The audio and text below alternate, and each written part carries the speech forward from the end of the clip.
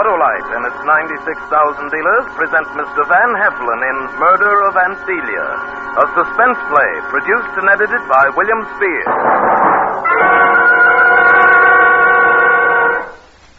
Oh, Mr. Wilcox. Mr. Wilcox. Well, Hap's sister-in-law, what brings you here? Well, I just stopped by to tell you Hap has a nasty cold and he can't get started. Cold? Started? Say, he should switch to Autolite resistor spark plugs. These wide gap wonders get your car going faster in cold temperatures. Saves gas, too, because they make your engine run smoother on leaner gas mixtures. Oh, well, Hap says he's not long for this world. Long? Autolite resistor spark plugs give him up to 200% longer electrode life.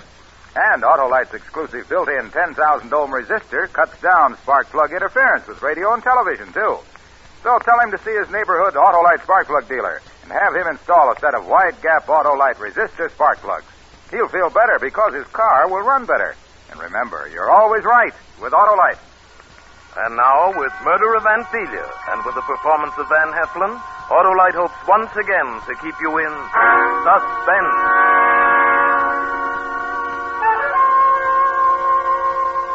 Ever stick out your thumb and pull out $1 million plum?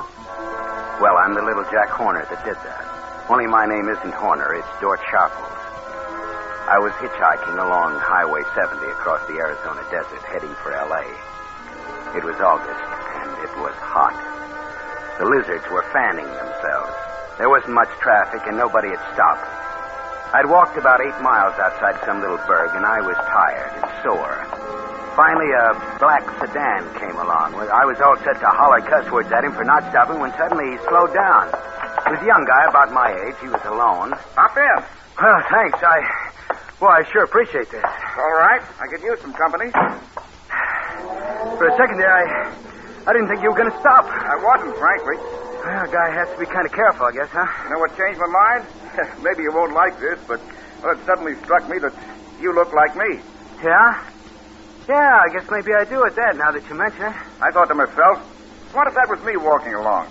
Besides, if you've got a face like mine, it must be an honest face. Yeah, maybe you got something there. You going to Blythe? Where's that? The next town, across the Colorado. Oh, I'm going clear into L.A. Well, I happen to be going through there on my way to Santa Barbara. If you want to spell me at the wheel, we can make Los Angeles by a little after midnight. Brother, you got yourself a co-pilot.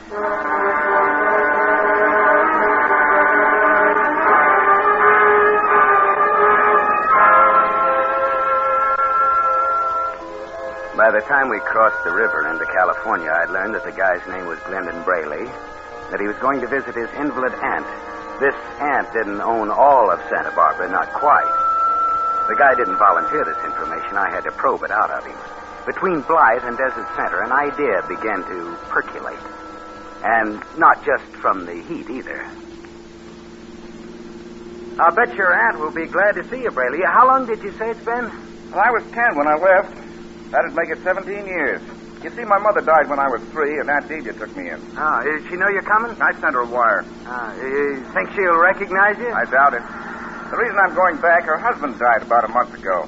He and I never got along. That's why I left Aunt Delia's place. You mean you ran off? No, another aunt in Delaware took me. Then, what with school and then the Army and getting a job afterwards, well, I just lost track of Aunt Delia. You got a lot of relatives in the East? No. My other aunt died when I was 21. Delia's the only relative I've got left. Well, I guess that means you're coming to something pretty good someday. Yeah, I suppose so. It's funny, but the idea sort of scares me. Oh, boy, I wish somebody would scare me like that.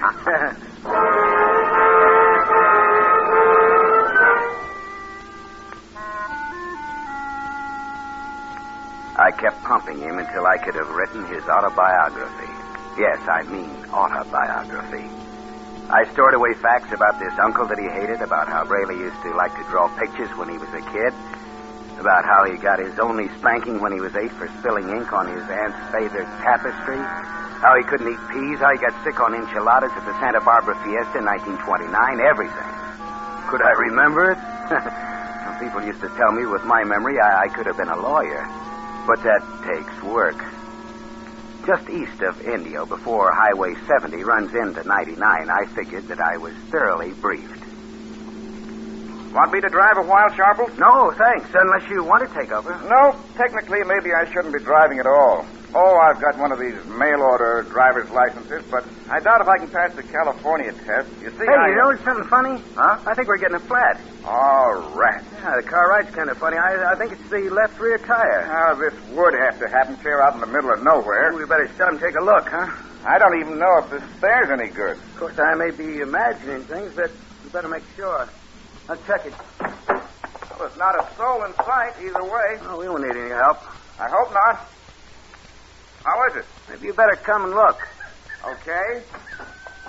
Hey, come to think of it, there may not be any tools in the car. I bought it in a hurry off a used car lot. I got all the tools that I'll need, really. Now then, it doesn't look flat to me. No? Look close. Well, it still doesn't seem... I was right about the tools. Wasn't I, Braley?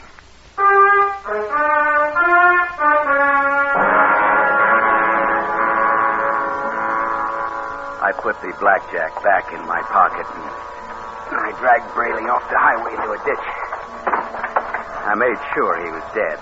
Then I changed clothes with him and covered his body with sand and brush. I was back in the sedan and on my way, and still no other car was in sight.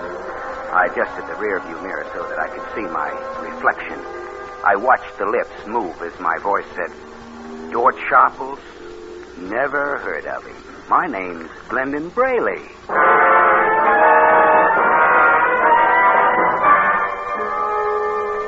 I pulled into L.A. about 2 a.m. I waited till morning, though, before I went to Rena Zita's apartment. I wanted her to be wide awake when I told her my idea. That started sounds crazy and dangerous. Well, for $1 million, we can afford to be crazy. Suppose somebody finds out that you aren't this guy. Who Brady. knows? His aunt hasn't seen him since he was a kid. There are no other relatives, no connections on the coast, or back east for that matter. But I'm sure you can carry it off, Doyle. Listen, Rena, I know everything about this guy, even when he lost his first baby tooth. What do you want me to do? Just stay where I can get in touch with you. Be ready to come on up to Santa Barbara. How long will you have to wait to come into this money? The old lady may live for years. I don't think so. She's pretty well along. She's an invalid. You know, a lot of things can happen to an old lady. Well... No, it's a real break. I might have done it alone, kid, but I thought of you. Oh, it's real sweet of you, Doyle. Real sweet. Then we're partners? Okay, Doyle. Great, kid. But now, look. You get in the habit of calling me Glendon Braley. Kiss me. Glenn.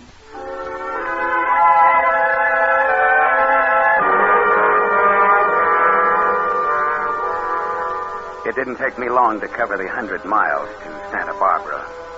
The reunion with Aunt Delia was quite touching. I sat on a low stool right by her wheelchair, drinking tea that her housekeeper, Mrs. Parker, kept pouring. And we talked over old times. Oh, Glenny, it's so good to have you home again. Glenny. Nobody but you ever called me that. The kids always call me Glenn or Curly, mostly. And how angry you used to get. You hated to be called Curly. Yeah, and when I got in a fight about that with Pudge Mossman, you sent me to bed without any supper. And then you took away my paints and crayons for a whole week. Not a whole week, Glenny.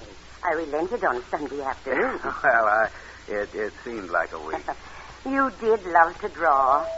Oh, that must be Mr. Crittenden. Crittenden? Yes, my attorney. He's been just wonderful to me since your uncle died. Handles all of my affairs. I've asked him to come up to meet you. Oh. I hope you don't mind. No, not at all, Auntie. That's all right, Mr. Parker. Don't mind it. Come right in, Bryce. Hello, Delia. You look positively radiant. Oh. Well. Is this the prodigal nephew? Yes, Bryce. This is Glenny. Or should I say, Mr. Crittenden, my nephew, Glendon Braley. How do you do, sir? How do you do? So, this is Glenny. Well, my boy, let me warn you that I know every infamous detail of your crime-ridden career. That is, up until the time you were 10 years old. No, Bryce. I'm afraid, Auntie, that Mr. Crittenden has a ipso facto case against me.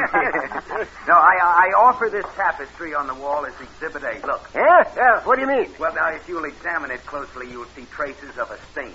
Auntie, isn't that where I spilled the ink in, let's see, it's about 1929, right? Why, Glenny, Do you remember that? Well, I certainly do. You spanked me with a hairbrush.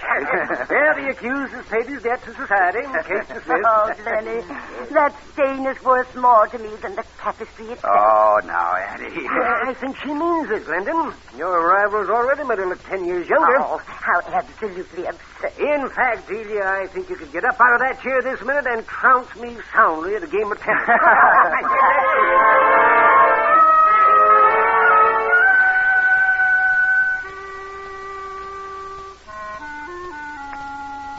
There wasn't any doubt about it. I was in. And Delia's health improved so rapidly that I realized I'd have to think of a way to speed things up. That meant that I had to get Mrs. Parker, the housekeeper, out of the house for good. So I began devising little things to make her appear inefficient. Auntie wasn't supposed to have spices, so I sneaked in the kitchen and doctored the food up with pepper. After Mrs. Parker set the heating unit for the night, I got up and turned it off. Auntie woke up freezing. And Mrs. Parker became so confused and upset that she began helping me out by forgetting things and making mistakes all her own. Then one afternoon... Lenny, I know Mrs. Parker means well, but as Dr. Davis says, I've got to have someone I can depend on at all times. Well, I haven't liked to say anything. After all, she's been with you for so long, but, well, the poor old soul needs a rest. It's going to be difficult to tell her. Well, now, I'll attend to that, Auntie. And I'll see about getting another housekeeper, an intelligent, capable, younger woman.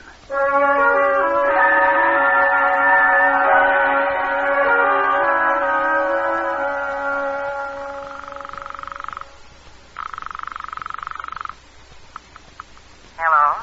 Rena, this is me. Huh? You know, Mr. Braley. Oh, yes. How are you? Grace, now listen, kid. I'm calling from Santa Barbara. Yes. Get up here right away. Check in at the San Martin Hotel as Rena Derwin. Right. And wait there till I call you. We're in, baby, but good.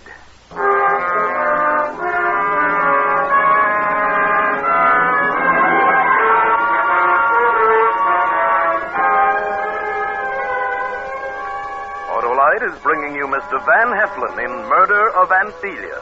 Tonight's production in radio's outstanding theater of thrills, Suspense.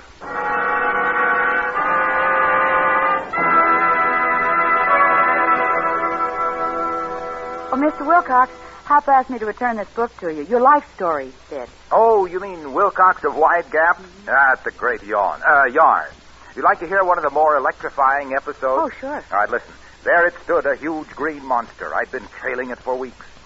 Taking a Wide Gap Autolite resistor spark plug from my pocket, I sprang forward. Yeah, go ahead. Look, I cried out, you obstinate, obdurate Otto, it's time you switch to these Autolite resistor spark plugs. You'll idle smoother, run better on leaner gas mixtures, save gas. Another thing, your narrow gap spark plugs have been messing up television reception around town. But with Wide Gap Autolite resistor spark plugs, you'll reduce to an acceptable level spark plug interference with radio and television. And what's more, Autolite resistor spark plugs with that exclusive built-in 10,000 ohm Autolite resistor give you 200% longer electrode life. So get Wide Gap Autolite resistor spark plugs. Get them right now. Remember, you're always right with Autolite. And now, Autolite brings back to our Hollywood soundstage our star, Van Heflin, in Murder of Aunt Delia, a tale well calculated to keep you in suspense.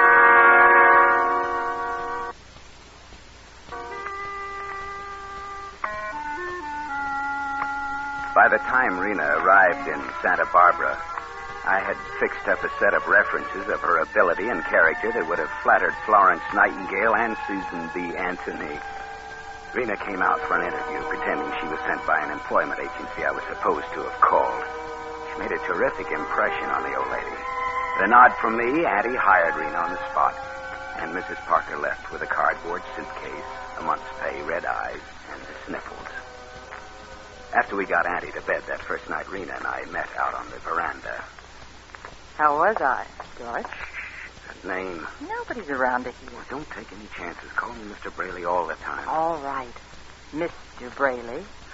How did I do? Perfect. Come on, let's walk out by the bluff, away from the house. Oh, this is sure some layout. Looks great in the moonlight. It'll all be ours, baby. You just plan to live here after it's all over? Oh, maybe for a little while. Depends on how long it takes me to convert her estate to cash. We can't do anything to excite suspicion now. No. No. Right up ahead there is a cliff. A 200-foot drop onto some rocks. You're going to push her? Oh, no. Nothing brutal as that. It's an accident. You take Aunt Delia out for an airing in a wheelchair. You're pushing the chair. You trip and you fall. The chair starts rolling. You run after, but poor Auntie goes over the edge. You are hysterical with shock. Yeah? What's wrong with you taking Auntie for an airing? Look, if I could do it, what would be the point of you being here at all? Look, you're just an employee and brand new one.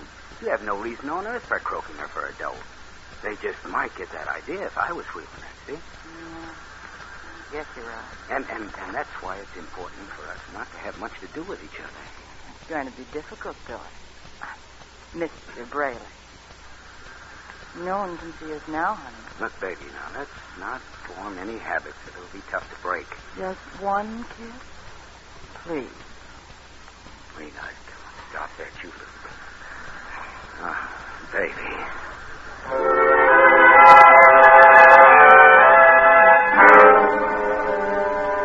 The next afternoon, Auntie and I were in the library. I was trying to look interested in the scrapbook she was pouring through. I hoped she wouldn't notice how fidgety I was. My eyes are so weak now, Glennie, but I know every detail of these just from memory. Here you are on your first tricycle. Well, I'll be darned. Is I ever that small? It doesn't seem possible, does it? Oh, here's what I was looking for. The cow you drew when you were 9. Huh? You were quite the artist. Yeah, that's great. I was a surrealist or something. I colored it green. Green cow on purple grass. It caused quite a sensation at your school. No wonder I wasn't expelled. Oh, Clement. I've always been just sick about this picture. One of the few of you and me together. You broke away from me just as the photographer took it. Yeah, I'm just a blur.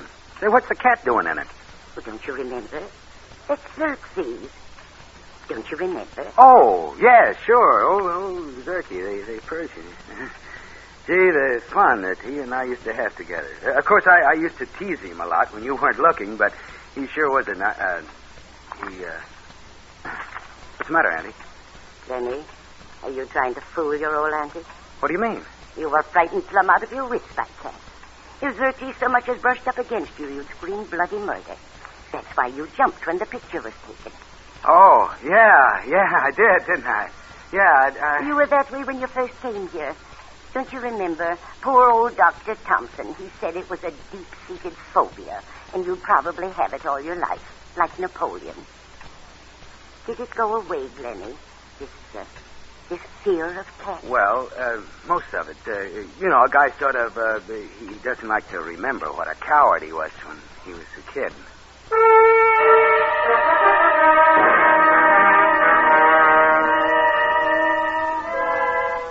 Maybe she was satisfied with that explanation, but I thought she watched me a lot closer after that with her dim old eyes. Rena and I couldn't put it off much longer. I might make a real break.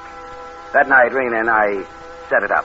I said, tomorrow, right after breakfast. Well, you'll come with me, won't you? No, honey, it'll be better if I'm not around. But you don't have to be right there. Just be where I can see you.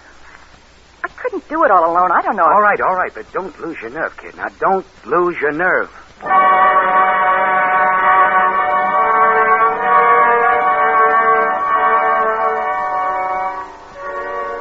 I didn't sleep much that night. The next morning, Rena and I got the old lady in her wheelchair. There you are, Auntie. Namaste. Thank you, Glennie. My, but isn't it a lovely day? It certainly is, Mrs. Farnham. Perhaps I'd better have a scarf over my head. I'll run upstairs and get one. Would you mind, dear? Hey, there are 2 scarves here on the sofa. Oh, never mind, Miss Irwin. There's some down here. Oh, all right. Which one do you want, Addie? The green and red one or the blue and yellow? Why, it doesn't matter, Glennie. Either one. Well, this one I think will go better with that robe you're wearing. Yes, so it will. Well, come on, let's go. Wait. I've changed my mind. What? You mean about going out? Yes, it's so much bother. Bother? Oh, nothing. You need some fresh air, I'll Addie. just sit here by the open window. Well, look, you need some sun. Come along, Miss Sterling. Please, Glennie. I don't want to go. I just want to stay here and rest. Please. Well, yeah, sure. Auntie, okay, if you don't want to go.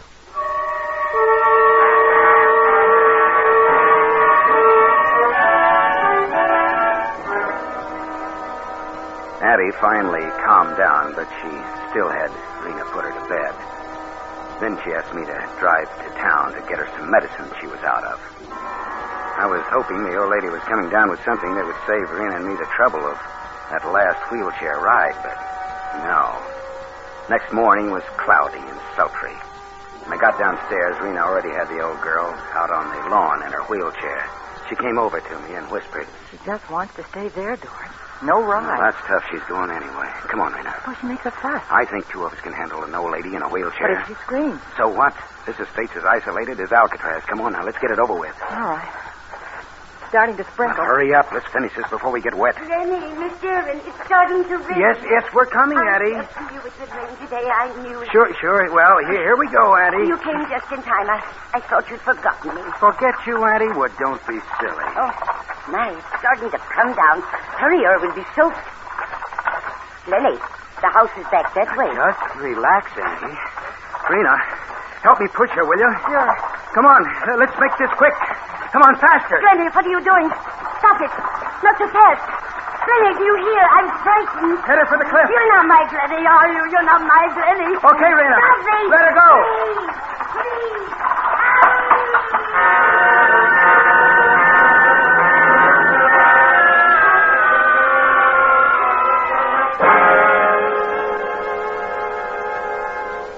It was done. I looked over the edge to make sure. She was dead, all right.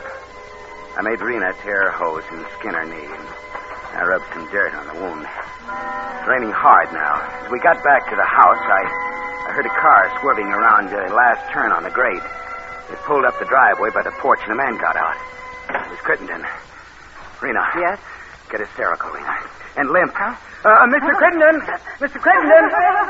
What are you doing now? Please, your Auntie. Oh, something awful has happened. I was just going to phone to you. I tried to catch her. What's wrong? Well, my aunt is dead. Yes, she... It's all my No, fault. Mrs. Irwin, stop that. It's not your fault. What's happened? Aunt Delia asked Mrs. Irwin to wheel her over there so she could admire the view. In this rain? Well, no, it wasn't raining then. Miss Irwin tripped and the wheelchair coasted downhill. She tried to catch up, but it plunged over the cliff with Addie. And good Lord. And I just stepped out to tell Miss Irwin she'd better bring Addie into the house. And Miss Irwin tripped just as... Call an ambulance. Maybe there's still a chance.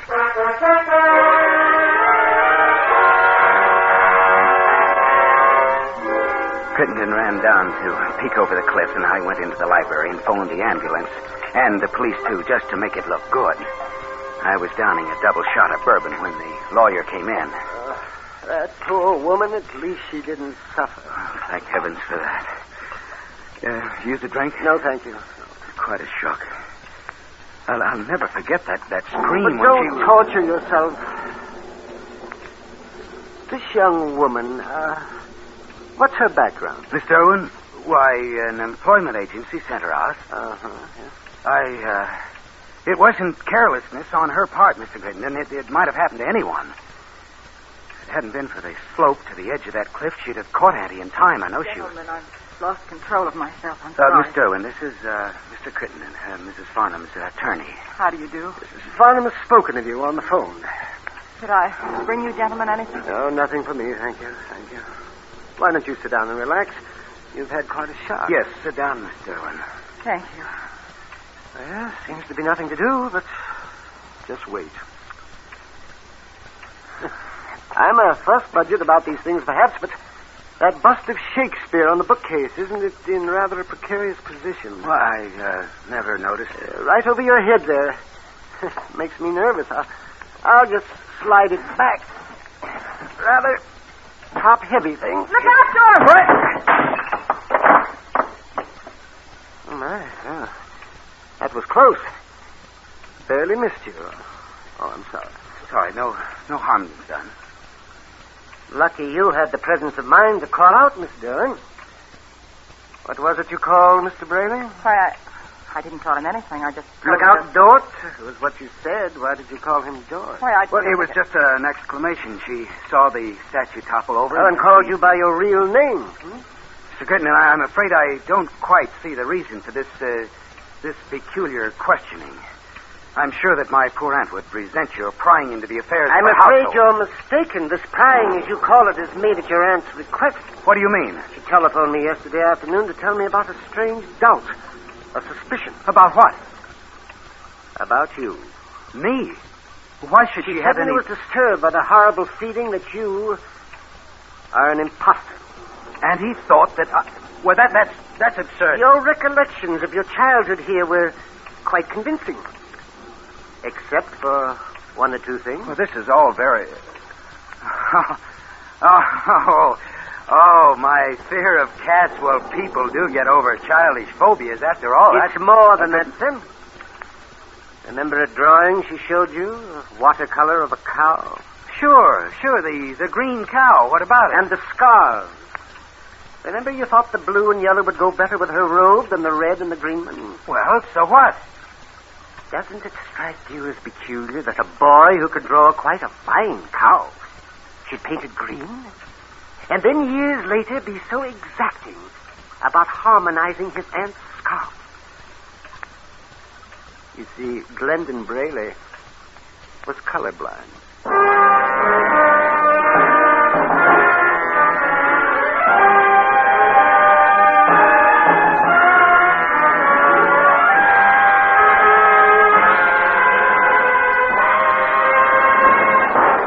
Suspense, presented by Autolite. Tonight's star, Van Heflin. Well, Mr. Wilcox, before I go, do you suppose I could get Van Heflin's autograph? Why, don't think he'd mind, would you, Van? Well, not at all. How would you like me to sign it, Miss? Well, would you just write yours for ALRSP? ALRSP. Autolite resistor spark plugs. How do I get mixed up with these commercial characters? Well, she can't help it, Van. No one can help admiring those irreproachable, irrepressible, irrefragibly superior spark plugs that mean smoother engine idle, smoother performance on leaner gas mixtures, actually save gas. Autolite resistor spark plugs are just one of the more than 400 products for cars, trucks, planes, and boats made by Autolite in its 28 plants coast to coast. These include complete electrical systems used as original equipment on many makes of America's finest cars. Spark plugs, batteries, coils, distributors, generators, starting motors. All engineered to fit together perfectly, work together perfectly, because they're a perfect team. So, friends, don't accept electrical parts supposed to be as good. Ask for and insist on Autolite original factory parts at your neighborhood service station, car dealer, garage, or repair shop. Remember, you're always right with Autolite.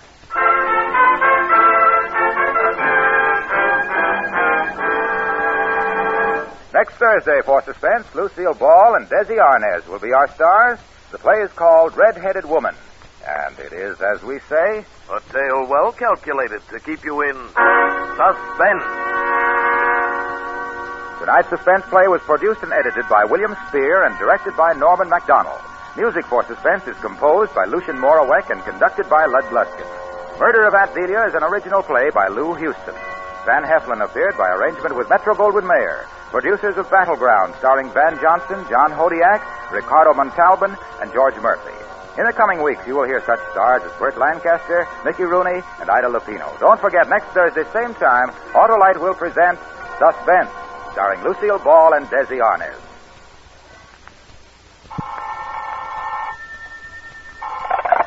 You can buy Autolite resistor spark plugs, Autolite stay-full batteries, Autolite electrical parts at your neighborhood Autolite dealers. Switch to Autolite. Good night. This is CBS, the Columbia Broadcasting System.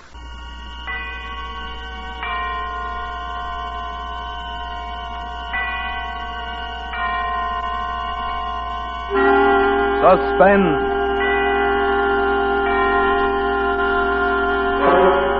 Autolite and its 96,000 dealers present Miss Lucille Ball and Mr. Desi Arnaz in The Red-Headed Woman, a suspense play produced and edited by William Spear. Well, Hap, are you over your cold? Oh, no, Harlow. I still feel run down. Hey, watch your words. We're on for Autolite Stay Full batteries, remember? And Autolite has done everything to keep these brawny bundles of endless energy from running down. Why, Autolite Stay Full batteries have extra water reserve above the plates to foil failure from lack of liquid. Need water only 3 times a year in normal car use. They've even got fiberglass retaining mats at every positive plate for longer battery life. Why, in recent tests based on SAE life cycle standards, Autolite Stay Full batteries gave 70% longer average life than batteries without Stay Full features. So, friends, see your Autolite battery dealer and get an Autolite Stay Full battery for your car. You're always right with Autolite. And now, with the red-headed woman, and with the performance of Desi Arnaz and Lucille Ball, Autolite hopes once again to keep you in suspense.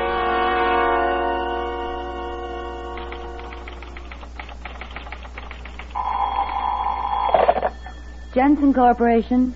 Hello? Hello, Linda? Yes. Oh, hello, Frank.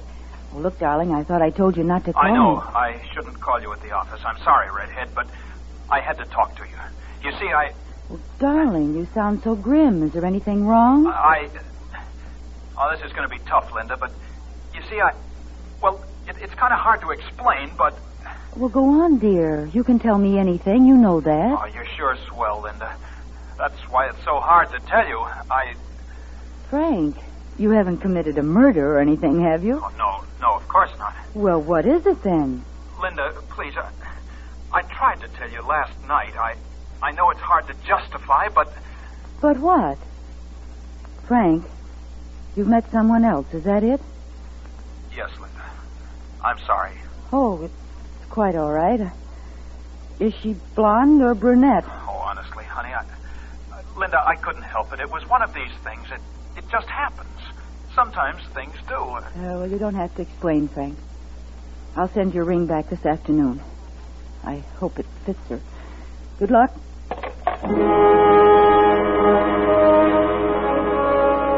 Tears came, and then I tried to laugh it off. And then I felt myself getting good and mad. What a fool I'd been. For 2 years, my every thought, my every move had been patterned toward Frank's wishes and welfare. Other girls, the selfish type, were holding their men. It was... Well, I'd made up my mind that the future would be different. From that minute on, I'd think of myself first, last, and always.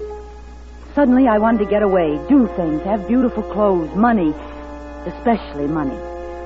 I suppose it's the kind of independence any woman wants to grab for in a moment like that, when she's found out you can't depend on a man. Good morning, Linda. Oh, good morning, Mr. Jensen. Yeah. Feeling all right? Of course. Why shouldn't I? Well, I don't know. You just seemed a little despondent. No, I'm fine. Good. Oh, will you put this away for me? What?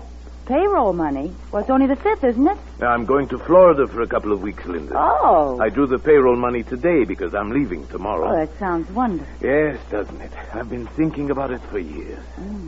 Say, why don't you take a few days off while I'm gone, Linda? What? Oh. Why don't you, Linda? It's a good idea. Certainly I won't be needing you.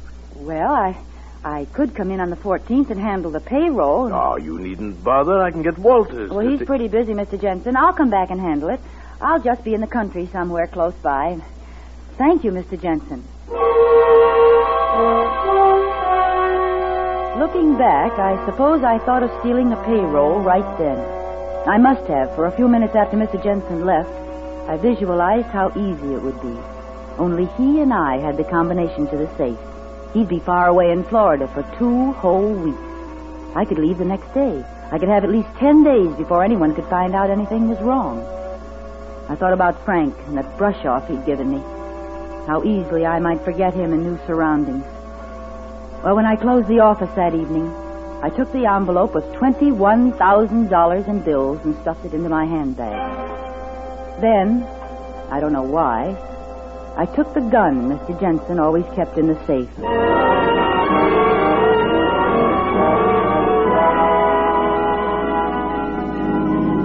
Next morning, I left Kansas City and began driving west. By the next afternoon, I was well into Texas on the inland route. I knew vaguely that I had to get across the border, but the actual fact that I was a criminal hadn't quite percolated yet. A few miles out of Big Spring, the weather changed, and dark gray clouds replaced the blue skies. Then I came to a roadblock, and I had to detour. was a winding, makeshift road of dirt that stretched on and on for miles. I hated going so slow, but there wasn't anything I could do about it, so I switched on the radio and tried to feel comfortable and forget what I had done. Then a few drops of rain splashed against the windshield, and I hoped that I'd make the main highway before it really let loose. It was then that I heard the announcement. This afternoon, in one of the most daring daylight holdups in Texas history, the 7th Bank of Abilene was robbed of $40,000. As far as is known, only 2 persons participated. A tall, dark-complexioned young man wearing a light gray suit and hat, and an attractive red-haired woman dressed in a green suit. In effecting their successful getaway, one of them shot and critically wounded an elderly bank guard, a veteran of World War I. The couple left in a green panel truck and are believed headed in the general direction of El Paso. More news after our next music. Well, these were worse criminals than I was by far, and they'd made a getaway. I shut off the radio. To my right, black letters loomed suddenly against the yellow background of a sign. Midland, Odessa, Pecos. I slowed down to 30, rounding a series of blind curves.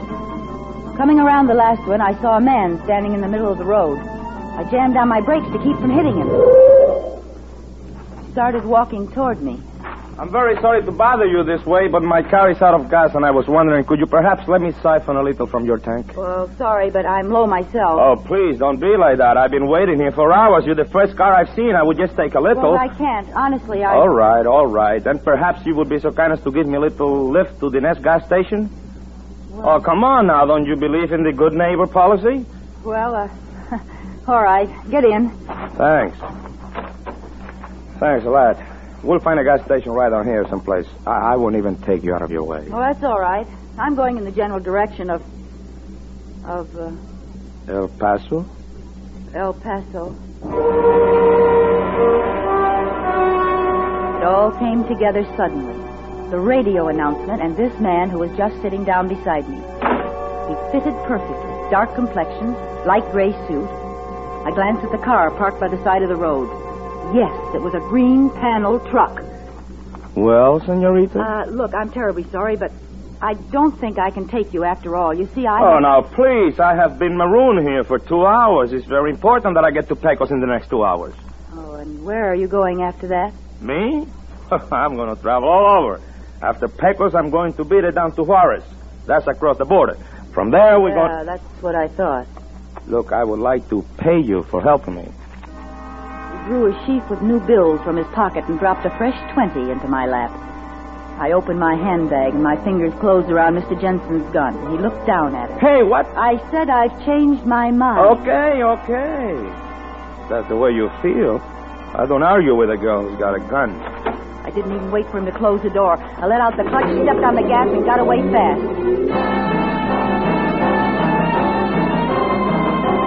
When I finally reached the highway, I speeded up still more. I'd had a bad scare. I wanted to talk to someone about anything and forget that man. Maybe that was why I was so relieved when I came to the little town of Pecos and saw the carnival a short distance ahead, and why I stopped to look at it. Even from the car, the bright lights and the people and the carousel, gaily painted horses going round and round made me feel less lonely. I wanted to get out and mingle with the people and drink some pink lemonade and buy a red candied apple. Go in one of the midway tents and see Tortoro, the sword swallower, and Lopez, the ventriloquist. But instead, I ate a hot dog in the car and bought a silver ashtray from a little Indian girl. And a sudden burst of thunder reminded me of the approaching storm. I started the car and left the carnival behind me. Soon afterwards, it began to rain. Then a cloudburst hit.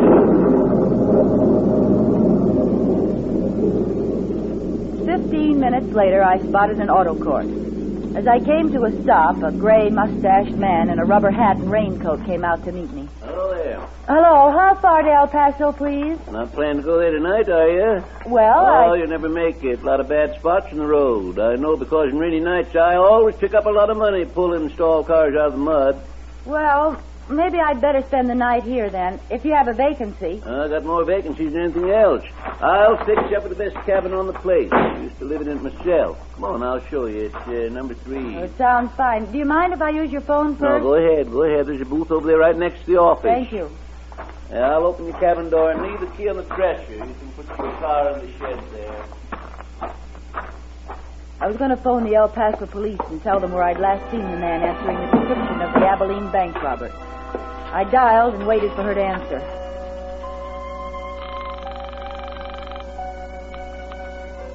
Operator? And then I remembered something. There should have been a woman, too. A woman with red hair, but the man had been alone. Operator? After all, there was more than one green truck in the world.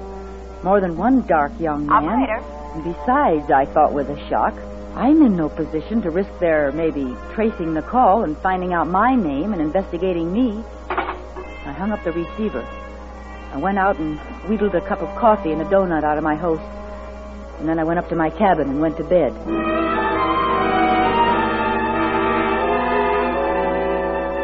I woke up about 10 o'clock. A car had driven up and stopped right outside my window. The headlights were shining in.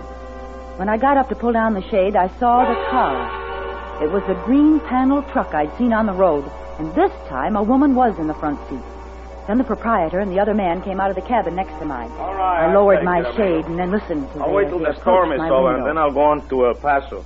Is it all right if I leave my truck out here? Sure. There's a garage in back if you want to use it. No, thanks. I'll just park it here near to the door. I heard him enter his cabin. I locked my door and sat down on the bed. It was very quiet next door. Finally, I guess I must have dozed off. But then, all of a sudden, I was awake again. Voices, a man's and a woman's, were coming from the cabin next door. I got up, opened my window very quietly, and listened. It's mine, Jose. I don't think you had better forget that. If you do, you will be sorry. Very sorry. You are wrong, Carmencita. It will not be me who is sorry. What do you mean?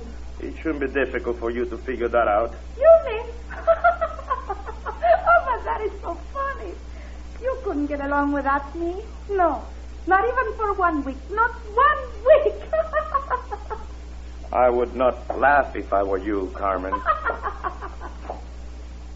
Jose. Don't do it. You're just trying to be funny. No. You don't do it. Jose, no. Please, don't. After that, everything was quiet. I was stunned, frozen.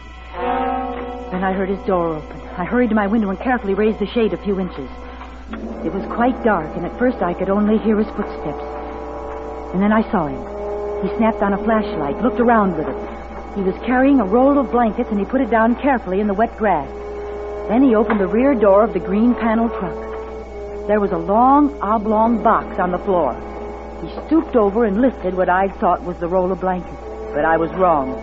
From one end, a head was visible. A woman's head, with red hair.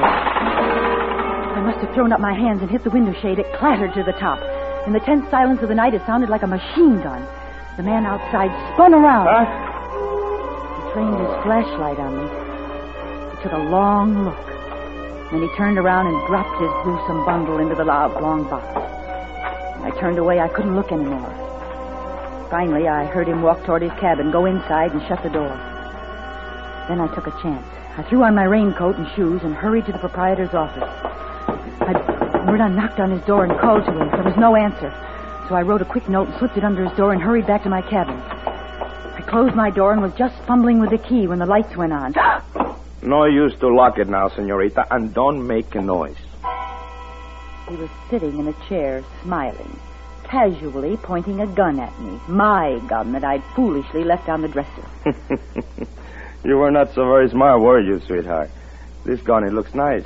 I think you handle it good, too. I almost found out this afternoon on the road, didn't I? Now, look, I wasn't going to use it, honestly, but, well, you know, you read a lot in the papers about the trouble people get into picking up strangers, and Yes, sure. You're always careful. Stay out of trouble. Mind your own business. That is very good to remember, senorita. That's all I was doing. Well, what do you want with me? It's just too bad you looked out on me just now. I wouldn't have known you were here. I didn't mean to spy on you. I was awake, and when I heard a noise outside, I looked out, that's all. That was natural, wasn't it? Maybe, but it didn't turn out so good for you, did it? Come on now, we're getting out of here, and you are coming with me. But where are we going? Just places, senorita, just places. Come on now. But what do you want with me? You don't want me. Don't want you? Why, I'm crazy for you. I've been looking for you. I've been looking for somebody just like you.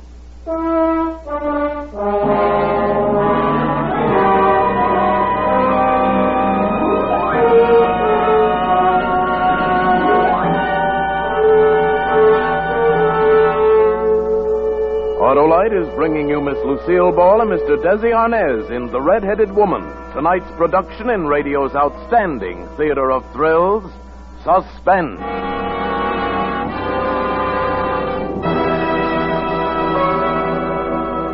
Feeling better, Hap?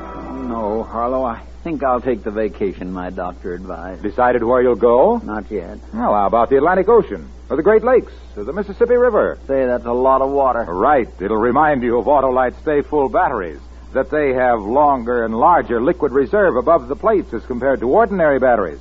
Need water only 3 times a year in normal car use. Or, hey, better still, Hap, visit the zoo. See the camels. Tell them Wilcox sent you. What? And get tossed out on my ear for suggesting that Autolite Stay Full batteries can go without water longer than camels can? Well, tell them about those fiberglass retaining mats protecting every positive plate for longer battery life. Tell them that in recent tests based on SAE life cycle standards, Autolite Stay Full batteries gave 70% longer average life than batteries without Stay Full features. Well, wherever you go, Hap, take along an Autolite Stay Full battery. You're always right with Autolite. And now, Autolite brings back to our Hollywood soundstage our stars Desi Arnaz and Lucille Ball in The Red-Headed Woman, a tale well calculated to keep you in suspense. It was quite a moment. Jose motioned with a gun for me to pick up my suitcase. And right then the door opened and the proprietor came in. I got your note, miss. Well, what's all this? What's the gun for, mister? Oh, it belongs to the lady. She was just showing it to me. Oh, yeah? Well, yes. Yes, that's right. I'll take it back now. This man bothering you, miss? Is that why you left the note? No, I remembered my position again. I'd thought of the $21,000 in my handbag. I wanted this murderer locked up, but I didn't want to risk too much investigation. I wasn't bothering her. No, I just thought I heard someone at the window. And when I couldn't find you, I went next door, and this gentleman was kind enough. Yeah. Guess I owe you an apology, mister. But then when I saw you with a gun... It's okay. Forget it. Forget it, amigo. Sure. Well, good night. All right, you stand over there. Well, I guess you must be crazy for me, eh? To lie for me like you did? No, I'm just fond of myself. Things have kind of changed, haven't they, Jose? Oh, you know my name, too. I know all about you. Really? Yes, I guess things have changed. All right, now. That was a good idea you had before about leaving here. Come on, pick up my suitcase. Yes, ma'am. Where are we going? Like you said, places, Jose. Just places. Now walk quietly. My car's right outside. Anything you say, senorita.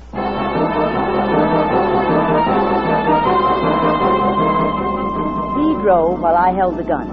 After we'd gone about 5 miles, we came to a side road. I told him to turn. It's a pretty deserted neighborhood, no? Yes. Please tell me, where are we going? Oh, you're not going very far. You know, I wish you didn't make me leave my truck back there. Oh, you're worried about what's in that pile of blankets, huh? Yes, that's right. Somebody might find her. Senorita, please. Not a chance. Oh, look, now, why don't we talk this thing over? I think maybe we could. I'm not buying a thing. Well, I certainly hope you know what you're doing. Uh-oh. I'm sorry, but we're stuck in the mud. Oh, well, that's a very fancy trick, but it won't work. You don't believe me? No. Well, then get out and see for yourself. And have you drive off and leave me? Oh, no, thanks. Come on, start the car. But I'm telling you the truth. We're stuck in this ditch. You better start the car, mister. Okay. Anything you say.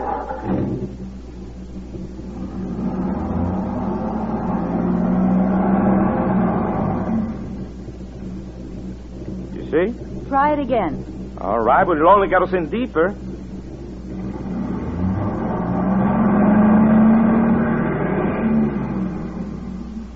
Well, what do we do next? You're running the show. You tell me. Okay, I'll tell you. Get out of the car. What do I do now? Pick up some broken branches and put them under the wheels.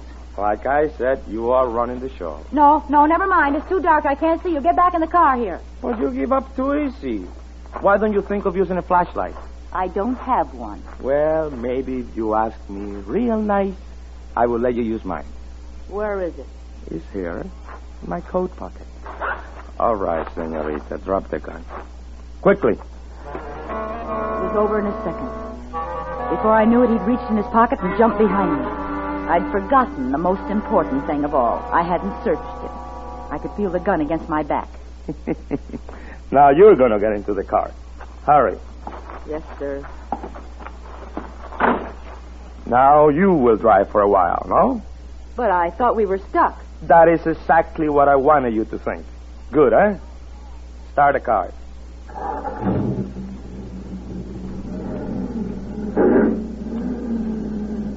You know, senorita, you should have searched me before we started. Yes, I've already figured that out. Yeah. But this whole thing is kind of new to me. Oh, come on. Let's quit the kidding. You know, I think you would have been very surprised if you would have searched me. You know why? Nothing would surprise me. Oh, I think so. Because you wouldn't have found any gun. Only this. A flashlight. It feels very much like a gun against your back, doesn't it? Especially when you're very frightened. Look, let me go. I swear I'll never bother you again. You won't bother me. Not where you're going. You won't bother anyone. Drive a little faster, please. I drove for several miles without saying a word. Then I took a chance. I speeded up to 60, then jammed the brake to the floor. Oh!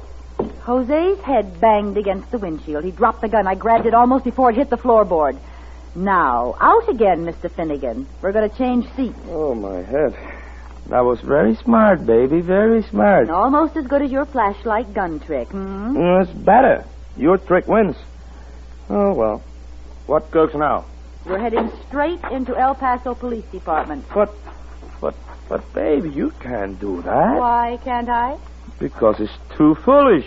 And the senorita is not a fool. No, the senorita isn't. That's why you're driving straight to El Paso and the police. Yes, ma'am. Whatever you say. I certainly hope you know what you're doing. Yeah, the senorita has learned a lot in the last few hours. Drive carefully. He shrugged his shoulders and settled back behind the wheel. I decided I'd been needlessly concerned about the police. After all, no one knew I had the $21,000 in my handbag. No one even knew it was missing. When I handed the police the man they were looking for, they wouldn't bother about me. They would accept my statement that I was just a secretary on my way to Mexico for a vacation. As we entered the outskirts of El Paso, I switched on the radio and settled back to enjoy it. And now our Texas roundup of the latest Texas news. Texans who expect quick and speedy action when it comes to lawbreakers in our state won't be disappointed when they hear the outcome of the bank holdup and killing of a guard in Abilene 2 days ago. What? What's that? Be quiet, listen. Manuel Milani, a non-Texan, and Betty Murphy, a red-haired Californian, were apprehended today in Big Spring, only 61 hours after their spectacular holdup of the 7th Bank of Abilene. Both freely confessed to the crime. The bravery of our Texas... Hey, wait a minute. You wait a minute. Stop the car. Now, I don't believe it. Neither do I. You don't? All right, then. Who was it you killed? Me? I didn't kill anybody. Oh, stop it. It was your accomplice. I heard the argument, and then you killed her, and then you... Oh, you're crazy. What do you mean I'm crazy? Right this minute, there's a red-haired woman dead in the back of your truck. What the... Oh... Oh, boy, that's a good one. You know, you're right. You did hear an argument, and you did see me put a red-haired woman in the trunk. She was dead. Yes, that's right. She has been dead all her life. She's... The argument, as you say you heard, went something like this. Half of the money? It is mine, Jose. I don't think you had better forget that. If you do, you will be sorry, very sorry. You are wrong, Carmencita. I will not be me that is sorry. You couldn't get by without me. No, not even for 1 week. Not 1 week. For heaven's sake. A ventriloquist. What do you mean, a ventriloquist? I am the best. Jose Lopez, the great. Oh, what a relief. Your relief? What about me? I thought the whole time, here I am traveling with a criminal. Me? How could you think that I was a... Why not? You got the red hair, you're wearing the green suit, just like the description. Hey, listen, there's only one other thing that is confusing me. What's that? How come you carry such a big bankroll? All these thousands of dollars in your purse. Well, Yes? Well, you... Oh, what's the use? I might as well tell you the whole story.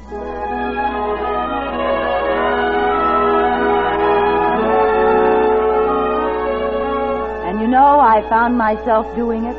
And Jose explained to me how silly I'd been to ever try such a thing. And then it struck us that it was still only the 13th of the month. So we drove back to Kansas City together. I put the money back and the payroll went off just like it always does. And oh, that Jose. He's so cute and so wonderful. Hey, baby, come on. Hurry up with that dinner, will Yes, you? Jose, dear. Hey, what are we going to eat tonight, baby? And it better be something good, you know. A husband can testify against his wife. Same as usual, amigo, baby.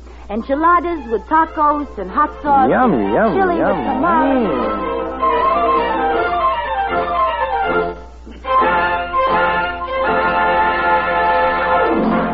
Suspense, presented by Autolite. Tonight's stars, Lucille Ball and Desi Arnaz. Lucille, I heard your radio show last Friday night.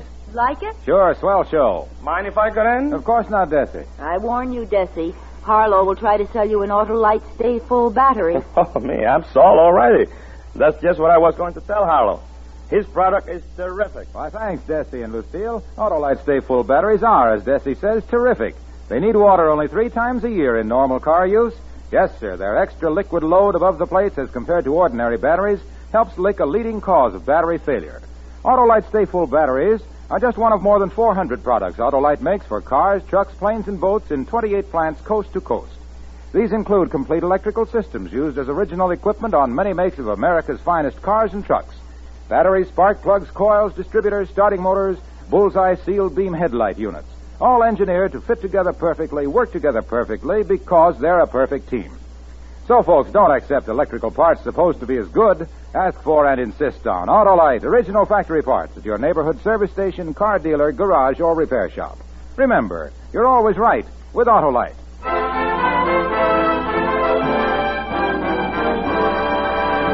Next Thursday for Suspense, Burt Lancaster will be our star. The play is called The Long Wait, and it is, as we say, A tale well calculated to keep you in suspense.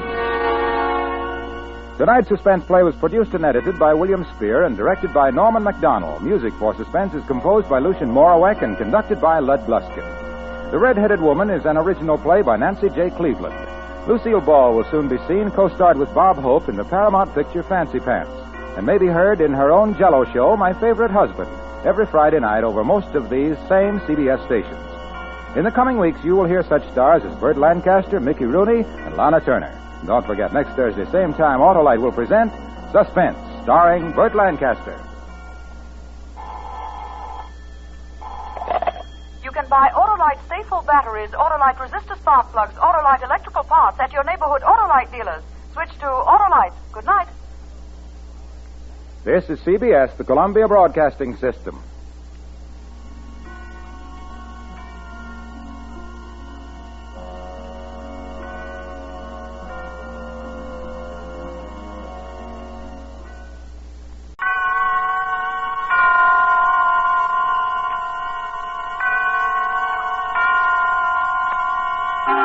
Suspense.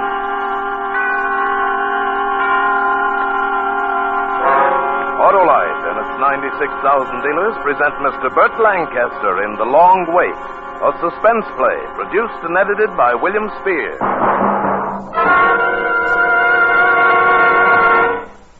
Over the river and through the woods to grandmother's house we go. The horse knows the way to carry the sleigh. Hey, that's not the way Hurrah for Thanksgiving Day goes. What do you mean? Why, I wrote it. No matter. The 1950 version is different. Listen. Over the river and through the woods, the snow is soft and white. Grandpa is happy with his jalopy. His spark plugs are Autolite. Over the river and through the woods blow high, ye winds blow low. The car's as snappy as Grandma and Pappy, because Autolite resistor spark plugs get it going faster in cold temperatures. Give smooth, even spark all along the line of fire. Let your engine idle smoother, run better on leaner gas mixtures. Save gas. Wait a minute. These last lines don't rhyme. Why, sure they do. Your car and Autolite resistor spark plugs are always in rhyme. In fact, you're always right with Autolite. And now, with the long wait and with the performance of Burt Lancaster, Autolite hopes once again to keep you in suspense.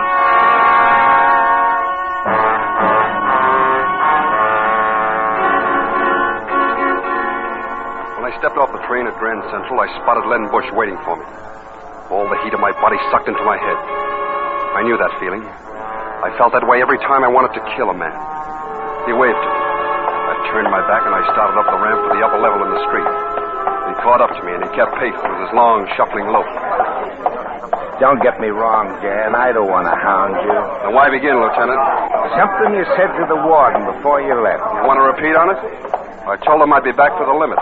In this town, we don't even like guys to steal apples off push carts. So when it comes to murder... You can't touch me. I served my full time. I'm clean. You just got to sit back and wait for it to happen. Your brother died 2 years ago. Everybody's cooled off. Why don't you let it lay? I don't cool so easy. If Richie could come back, he'd say, forget it. Don't tell me what my brother would say. All right, I won't. I don't know why I butt into other people's affairs anyway. It's not my job to worry about things before they happen. You'll be the first to know, Lieutenant. You're a jerk if you put your neck in a noose to rub out a dame like Lois Williams. So long, Jack. I waited until he was swallowed in the crowd. Then I went across and down Park until I made the Coronet Hotel on 40th Street. Dan Verrill? Oh, yes. Mr. Thompson reserved a room for you. 423. The elevator was an old cage that pulled itself upwards like an old man with asthma climbing stairs. I caught the reflection of my face in the panel mirror of the cage. 3 years housekeeping with the state hadn't left a mark. A little paler, maybe. Serene was the word for me. That's the way the reporter put it. The serene countenance of an alabaster saint, showing no trace of the killer rampant under the shell. Only I hadn't killed anyone. Yet.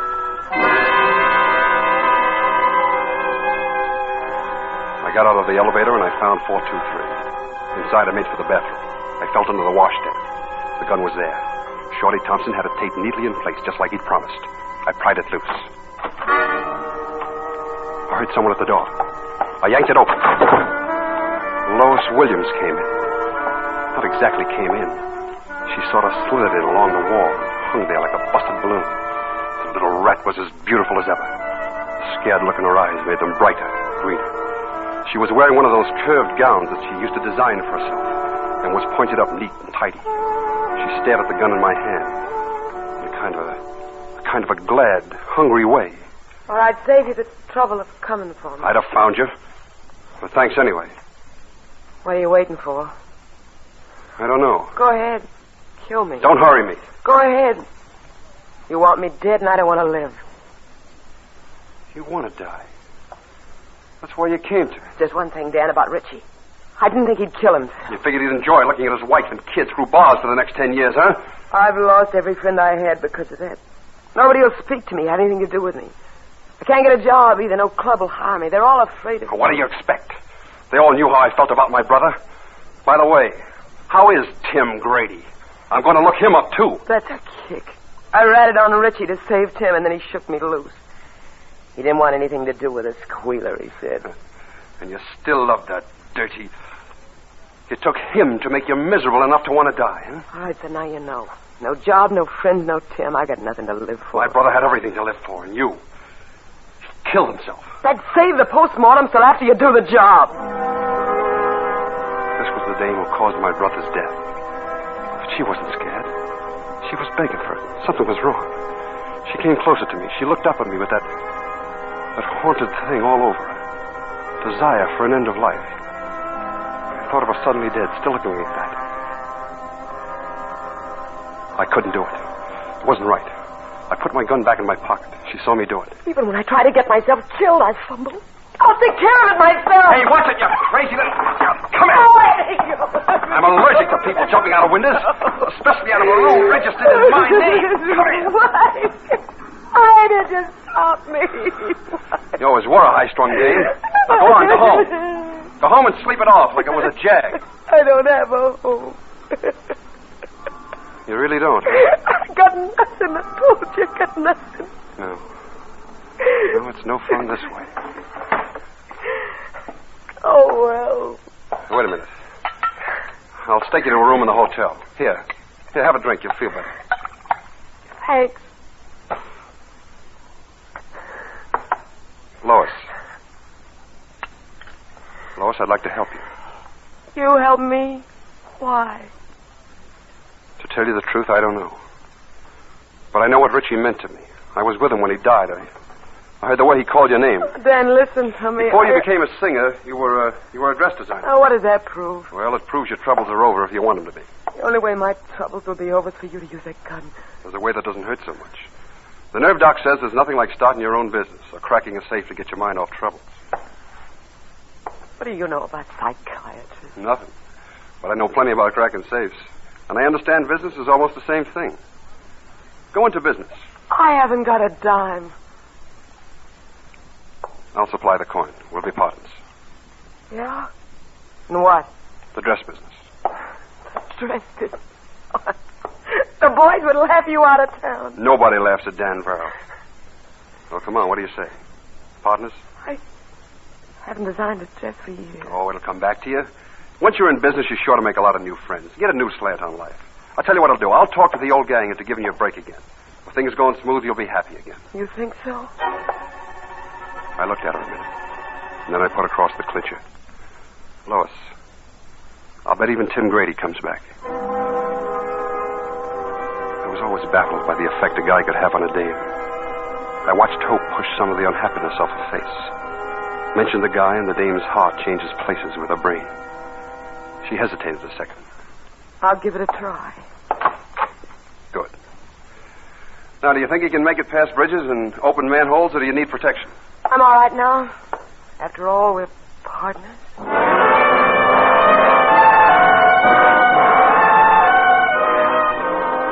I raised $20,000, and Lois went all out spending. She threw herself into the job with all she had.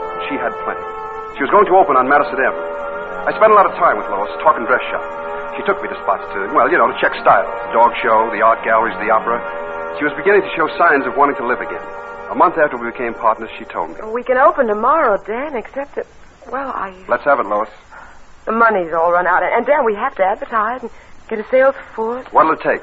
5,000? Oh, 3,000. Oh. I'll get it. Oh, Dan. She kissed me. And I fought down the chill that sent along my spine. I said, I want you to be happy, Lois. I went over to the Emerald Club on 60th to raise the money. I'd stayed away from the old spots till now. Lou Henry, you own the place, glad-handed me when I walked in. Hey, Dan Verrill. Where you been, boy? Oh, around and about. Yeah, you're awful early, Dan. Tables don't open till 10. I need $5,000, Lou. $5,000? Without even a hello to soften me up? I need it, Lou. I figured you'd let me have it. For past favors. Oh, sure, Dan. Don't mean no more to me than my right arm. Thanks. Be seeing you. Say, Dan, buddy of your brothers is out there at the bar. Shorty Thompson. Oh, thanks again. I'd like to see Shorty. Another one, bartender. Hello, Shorty. Huh? Oh, you, huh? Hey, you're in business, Dan. Something real imaginative, huh? Yeah, legitimate, too. Ladies' gowns. Ain't that a riot? Shorty was drunk. I don't like to talk to drunks. I was going to leave when I saw who the guy was on the other side of Shorty. It was Lieutenant Len Bush. Shorty turned his back on me and spoke to him. This guy is Richie Verrill's brother, as though you didn't know. A few years ago, the joke was on you, Lieutenant. You put Dan away for sticking up a jewelry store. You didn't really believe Dan Verrill would pull anything as crude as that. It was Richie who done it. But Big Brother here took the rap. Shut up, Shorty. Used to be sort of a gag with the boys. If Richie got shot, Danny boy would do the bleeding for him. Everybody knew that Richie was 1 in a million, and everybody knew that Danny Boy would die for the kid. Yeah, I'm gonna let you in on a secret, Bush. Danny Boy's partner is the dame who killed Richie Varro. You're drunk, Shorty. Get away from me, you rat. I turned back to the bar and I kept my temper in my pocket. If Shorty kept talking like that, it wouldn't be healthy for him, and I didn't want to do anything to him. He was Richie's best friend. 2 more of Richie's friends walked in while I was downing my drink. Gus Manning and Tommy Argo. I put my glass down and I started to leave. Just a minute, Dan. What's on your mind? The way I get the news, you and Lois are teamed up. Yeah? That's all I want to know. You think... Hey, hold it, Gus, hold it. Maybe Dan's got it scrambled. Lieutenant, Lois Williams is a dame who pinned the rap on Richie, ain't she? Any newspaper morgue will give you the answer. Look, I know she testified against him. And you know she lied about your brother to save Tim Grady. I know. Well? All right. Lieutenant, the boys and I want to have a little talk. Okay, Dan, it's your funeral. We all watched Len put on his hat and walk out. I put my back up against the bar so none of them could get behind me. Well, what are we waiting for?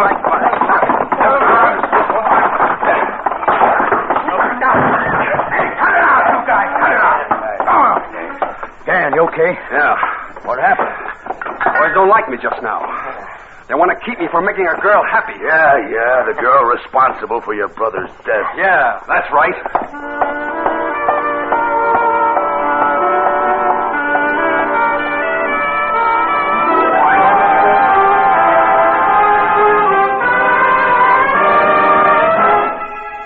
Autolite is bringing you Mr. Burt Lancaster in The Long Wait, tonight's production in radio's outstanding theater of thrills, Suspense.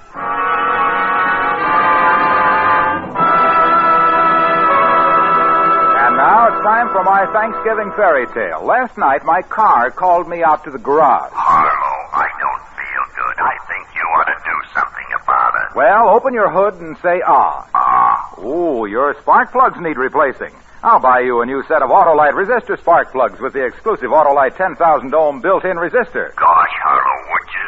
That's better than turkey on Thanksgiving. Just think how I'll run. Yes, you'll start faster in cold temperatures with Autolite resistor spark plugs. Give smoother idling and better performance on leaner gas mixtures, which means you'll even save me gas. And the neighbors will be thankful because they know Autolite resistor spark plugs reduce spark plug interference with radio and television reception. I know all that, so why wait? Well, I hustled up a set of Autolite resistor spark plugs, and those Autolite bullseye headlights lit up with joy. You're a good boss, Harlow. Now, the moral is, if you want your car to thank you for helping it run better, see your Autolite spark plug dealer and have him replace old, worn-out, narrow-gap spark plugs with a set of the sensational new wide-gap Autolite resistor spark plugs. Remember, you're always right with Autolite. And now, Autolite brings back to our Hollywood soundstage our star Burt Lancaster with Betty Lou Gerson in The Long Wait, a tale well calculated to keep you in suspense. I sent the $5,000 to Lois so that she could open the doors while I went after business. And I knew where to get it. Nobody spends dough on a dame like a hood when he's loaded. On Thursday, the Third National Bank was held up. Friday morning, I knocked on a door on 8th Avenue. Who is it? Me, Dan Varro. Busy now, Dan. Some other time? Hello, Tony. Oh, hello, Glenda. Hello. What do you want, Dan? You knocked over the Third National. What is this, a hijack? No. Your dame looks like she needs a lot of clothes. Up till last night, I figured on getting plenty of touch. What are you two talking about? I'm in the dress business, Tony. Tell the other boys, too. I want all the dames buying their clothes from Lois Williams. Sure. What do I care where they buy them?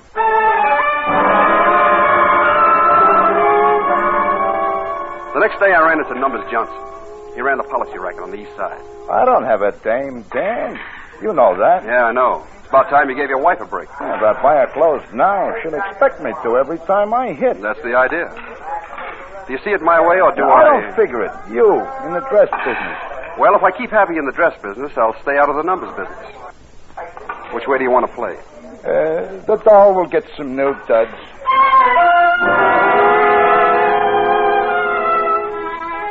Once the ball started rolling, it became a mountain. Lois knew all the angles on female frills. Her clientele was strictly 10th Avenue, but she turned them out on Long Island, and they loved it. One dame tells another, and in no time at all, the shop is jammed with customers. It was a crime the way the dame spent the dough the hoods go to make so much trouble to collect. Lois glowed like a firefly. She was a complete businesswoman. She loved being surrounded with dolls who bounced in and out with business of the shop. Business that must have Madame's attention. I asked her during a lull. You happy, Lois? Yes, Dan. Almost completely. I do miss the old gang, though. Come in. Pardon me, Miss Williams. There's a Mrs. Verrill outside. She wants to see Mr. Verrill. Mrs. Oh. Richie's wife, June. She was supposed to be in the mountains with Kid. That's why I sent her money. I didn't want her to know about this. She was waiting for me on the street. She had a roll of bills in her hand, and she threw it at my feet. The roll bounced against the storefront. I saw the rubber band snap off it and the bills unwrap like a sigh of relief. You think I'd take your money now? Now? Well, what do you mean? You and Lois. Okay, so it's tainted money, but you got a kid, you need it. You thought a lot of Richie, didn't you? As much as you did. Oh, no, much more. When Richie had pneumonia, I remember how hard you took it. During the crisis, you wouldn't eat or drink or talk. I remember thinking, if Richie dies, Dan will die, too. Take the money for the kid. You loved Richie. And now you're sponsoring that woman with his blood. June, wait. I'll kill you both.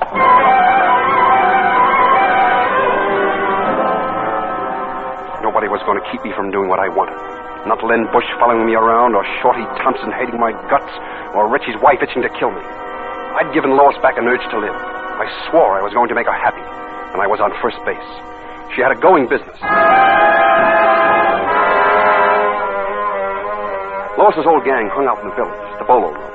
Richie, Lois, and Tim Grady used to pal around with the musicians who played the spot. They used to wait until closing time, and then huddle with the jive artists until morning. When Lois and Tim double-crossed Richie, the other kids cut Lois out of their hair, and Tim Grady left town. That night I went down to the bolo room to get Lois's friends back for her. I walked in just as the last paying customers left. The kids were getting set for a jam session when they spotted me.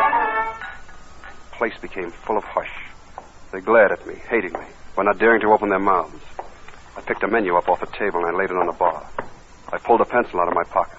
I said, I'm giving a party for Lois Williams. You're all invited. Saturday night, Gold Room, Coronet Hotel. Whitey Jones? Yeah? I'm putting you down, plus your dame and 3 guests. Suppose I can't make it. And throw away your piano. You'll never play it with broken hands. Phil Blass? You, your dame, and 3 friends. And your horn. Well? Okay, yeah, sure, Dennis, sure.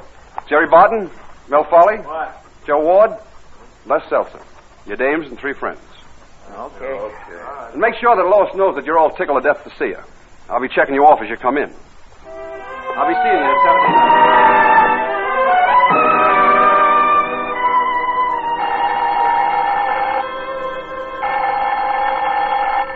It was Friday, the day before the party.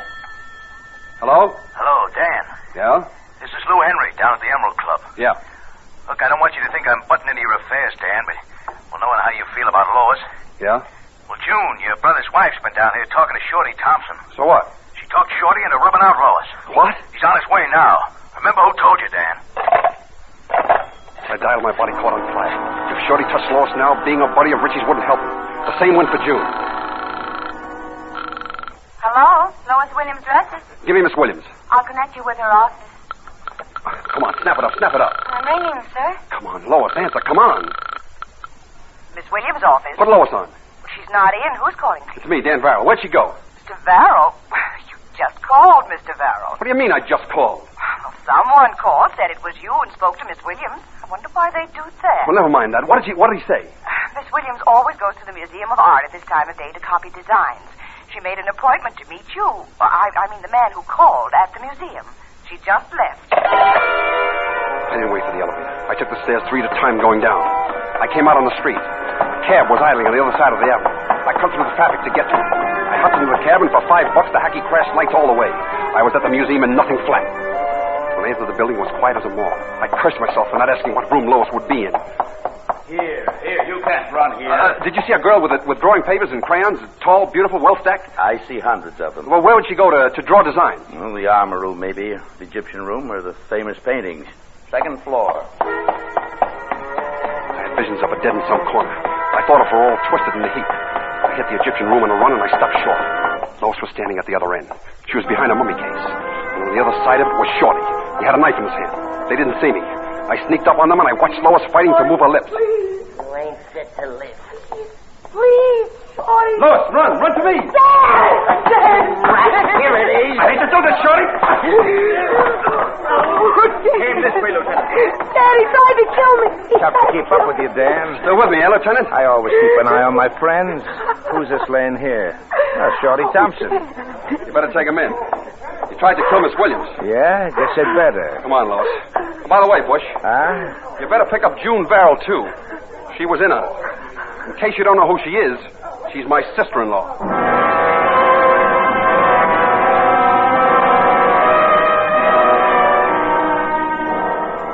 With June and Shorty out of the way for a while, nothing was going to upset things now. The party Saturday night in the Gold Room was a big success.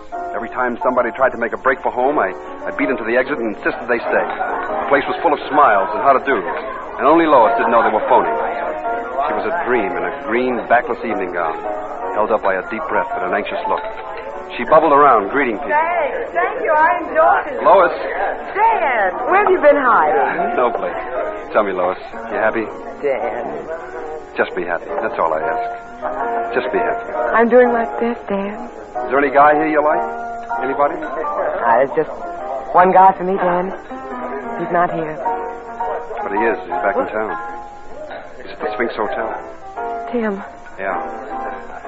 Lois, I think I'll drop over and see him now. Dan, you're not going to do anything? Don't worry, Lois.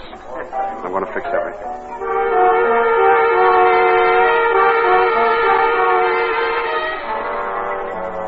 She had her job, her friends. Just one thing more. Just Tim Grady to make the picture complete. The Sphinx Hotel was over on 6th Avenue. I walked. I wanted time to cool off. I wanted to do things right. Yes? Mr. Grady's room? One moment, please.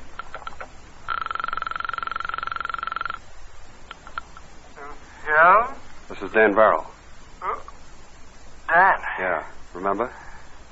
it's 3 a.m., Dan. I won't take much of your time. Won't tomorrow do? I'm coming up now. Come in.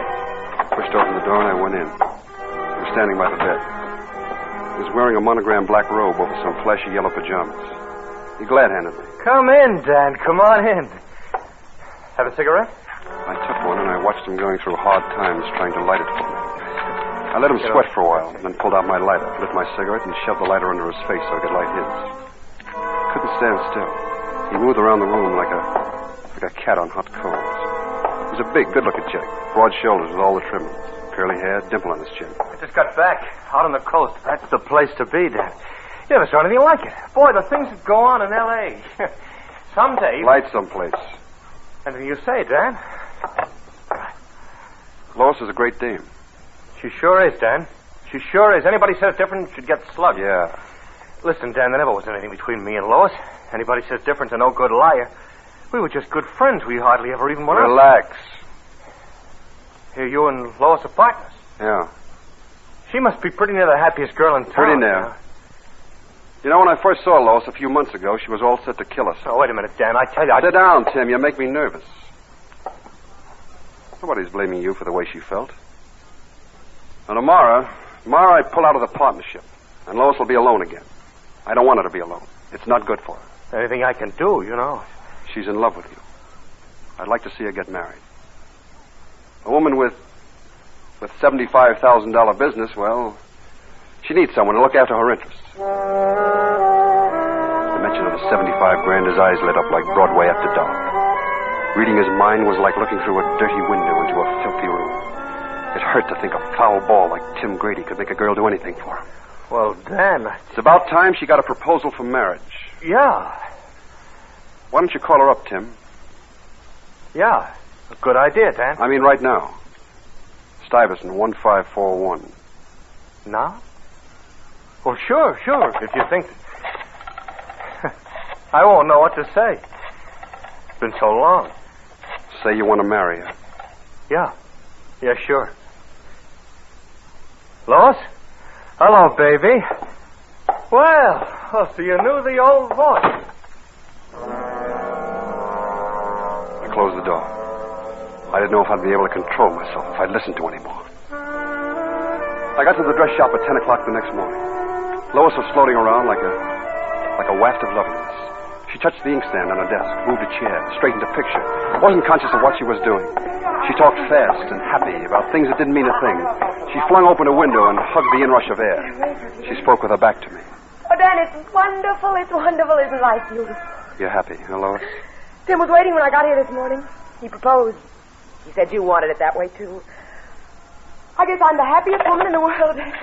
Can I use your phone? Sure. Call Paris, Bombay, Shanghai.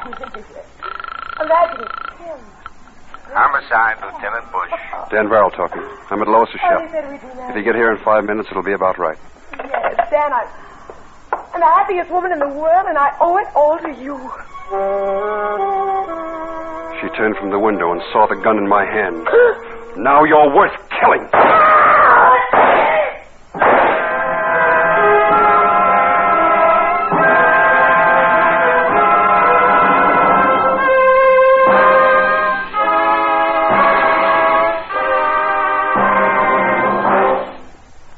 Suspense, presented by Autolite. Tonight's star, Burt Lancaster, with Betty Lou Gerson. Oh, boy, am I happy. Thanks again, Harlow. That's my car talking, folks. I ran great today, didn't I? With those new Autolite resistor spark plugs. Like a charm. Friends, if you want your car to run better, switch to wide gap Autolite resistor spark plugs. The spark plugs that get you off to fast starts in cold temperatures.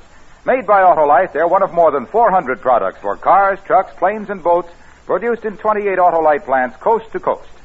These include complete electrical systems used as original equipment on many makes of America's finest cars. Spark plugs, batteries, generators, coils, distributors, starting motors, bullseye sealed beam headlight units. All engineered to fit together perfectly, work together perfectly, because they're a perfect team.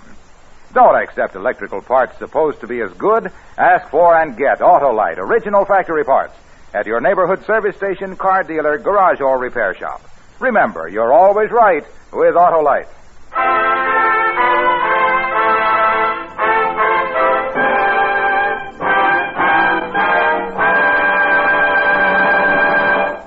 Next Thursday for Suspense, James Stewart will be our star. The play is called Mission Completed.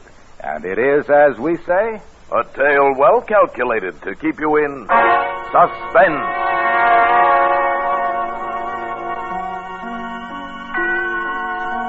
Tonight's Suspense play was produced and edited by William Spear and directed by Norman MacDonald. Music for Suspense is composed by Lucian Moraweck and conducted by Lud Gluskin. The Long Wait is an original play by Fred Freeberger.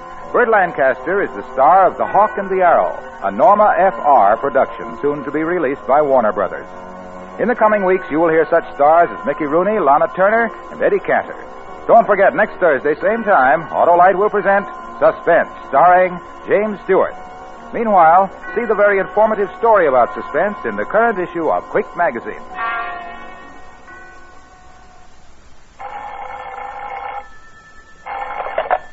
You can buy Autolite resistor spark plugs, Autolite stay-full batteries, Autolite electrical parts at your neighborhood Autolite dealers. Switch to Autolite. Good night.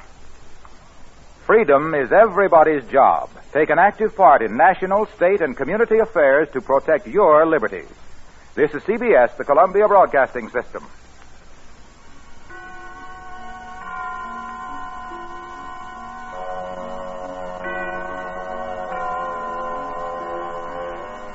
Glenn, or Curly, mostly. And how angry you used to get. You hated to be called Curly. Yeah, and when I got in a fight about that with Pudge Mossman, you sent me to bed without any supper.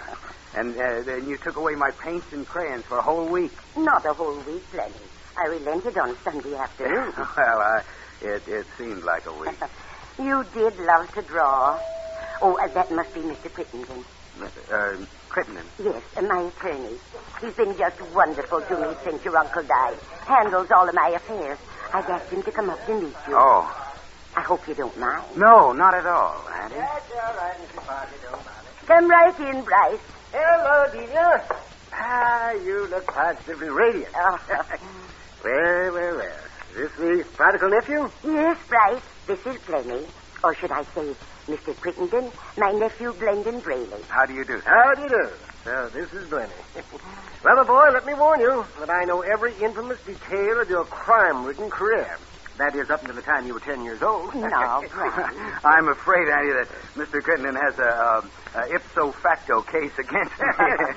No, I offer this tapestry on the wall as Exhibit A. Look. Yeah? What do you mean? Well, now, if you'll examine it closely, you'll see traces of a stain. Annie, isn't that where I spilled the ink in, well, let's see, it's about 1929, right? Why, Blenny, do you remember that? Well, I certainly do. You spanked me with a hairbrush. Yeah, the accused has paid his debt to society. Case dismissed. Oh, Blenny, that stain is worth more to me than the tapestry itself. Oh, now, Annie. I think she means it, Glendon. Your rival's already made her look 10 years younger. Oh, how absolutely absurd. In fact, Delia, I think you could get up out of that chair this minute and trounce me soundly at a game of tennis.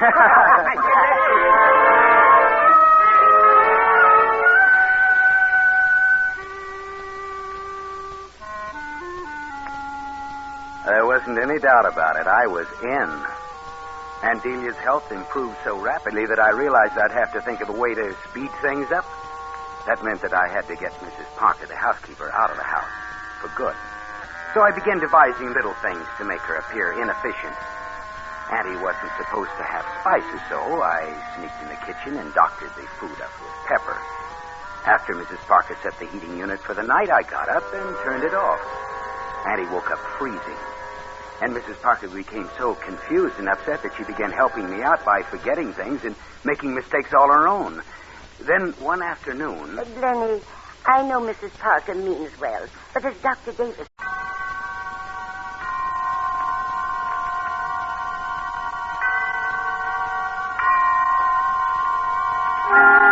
Suspense.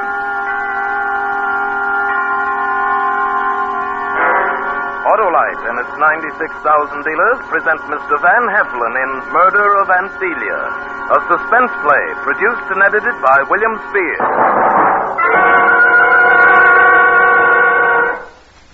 Oh, Mr. Wilcox. Mr. Wilcox. Well, Hap's sister-in-law, what brings you here? Well, I just stopped by to tell you Hap has a nasty cold and he can't get started. Cold? Started?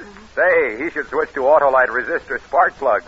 These wide gap wonders get your car going faster in cold temperatures. Saves gas, too, because they make your engine run smoother on leaner gas mixtures. Oh, well, Hap says he's not long for this world. Long? Autolite resistor spark plugs give him up to 200% longer electrode life. And Autolite's exclusive built-in 10,000-ohm resistor cuts down spark plug interference with radio and television, too. So tell him to see his neighborhood Autolite spark plug dealer and have him install a set of wide-gap Autolite resistor spark plugs. He'll feel better because his car will run better. And remember, you're always right with Autolite.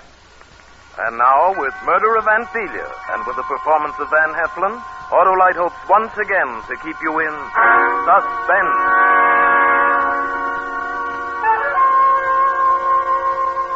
Ever stick out your thumb and pull out $1 million plum? Well, I'm the little Jack Horner that did that.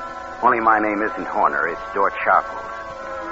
I was hitchhiking along Highway 70 across the Arizona desert, heading for L.A.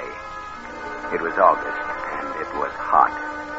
The lizards were fanning themselves. There wasn't much traffic, and nobody had stopped. I'd walked about 8 miles outside some little burg, and I was tired and sore.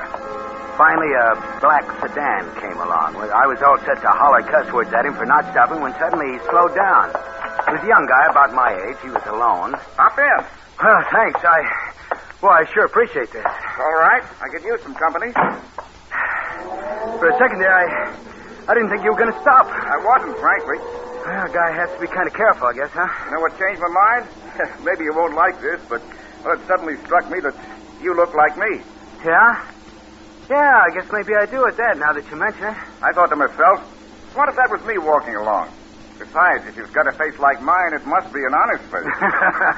Yeah, maybe you got something there. You going to Blythe? Where's that? The next town, across the Colorado. No, I'm going clear into L.A. Well, I happen to be going through there on my way to Santa Barbara. If you want to spell me at the wheel, we can make Los Angeles by a little after midnight. Brother, you got yourself a co-pilot.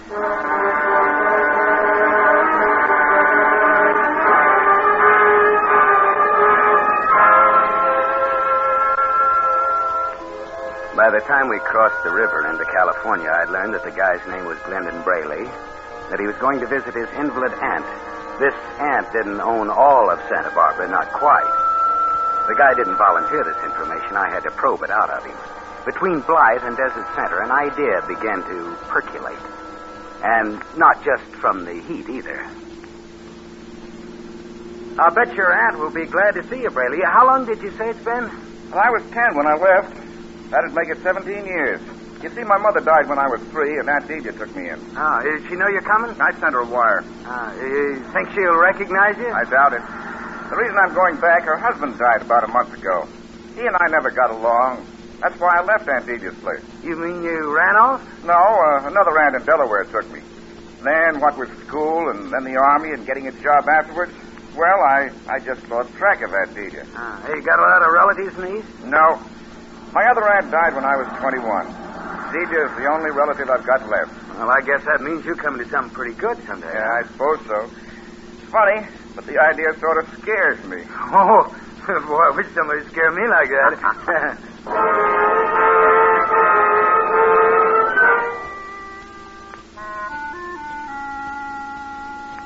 I kept pumping him until I could have written his autobiography. Yes, I mean autobiography. I stored away facts about this uncle that he hated, about how Braley used to like to draw pictures when he was a kid, about how he got his only spanking when he was 8 for spilling ink on his aunt's favorite tapestry, how he couldn't eat peas, how he got sick on enchiladas at the Santa Barbara Fiesta in 1929, everything.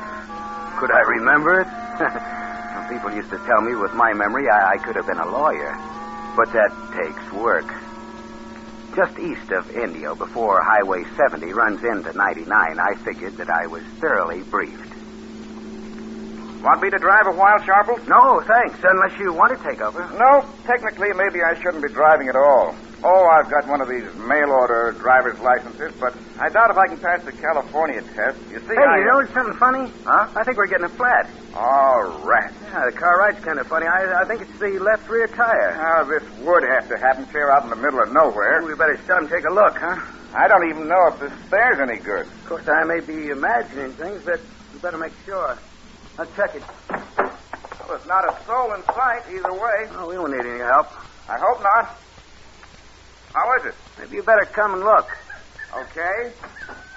Hey, come to think of it, there may not be any tools in the car. I bought it in a hurry off a used car lot. I got all the tools that I'll need, really. Now then, it doesn't look flat to me. No? Look close. Well, it still doesn't seem... I was right about the tools, wasn't I, Braley?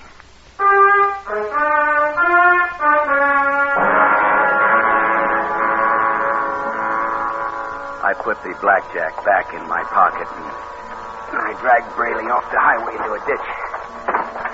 I made sure he was dead. Then I changed clothes with him and covered his body with sand and brush. I was back in the sedan and on my way, and still no other car was in sight. I adjusted the rearview mirror so that I could see my reflection. I watched the lips move as my voice said, "George Sharples? Never heard of him. My name's Glendon Braley."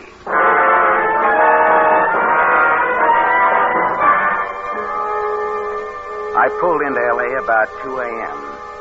I waited till morning, though, before I went to Rena Zita's apartment. I wanted her to be wide awake when I told her my idea. That George sounds crazy and dangerous. Well, for $1 million, we can afford to be crazy. Suppose somebody finds out that you aren't this guy. Who knows? His aunt hasn't seen him since he was a kid. There are no other relatives, no connections on the coast, or back east for that matter. But are you sure you can carry it off, George? Listen, Rena, I know everything about this guy, even when he lost his first baby tooth. What do you want me to do? Just stay where I can get in touch with him. Be ready to come on up to Santa Barbara. How long will you have to wait to come into this money? The old lady may live for years. I don't think so. She's pretty well along. She's an invalid. You know, a lot of things can happen to an old lady.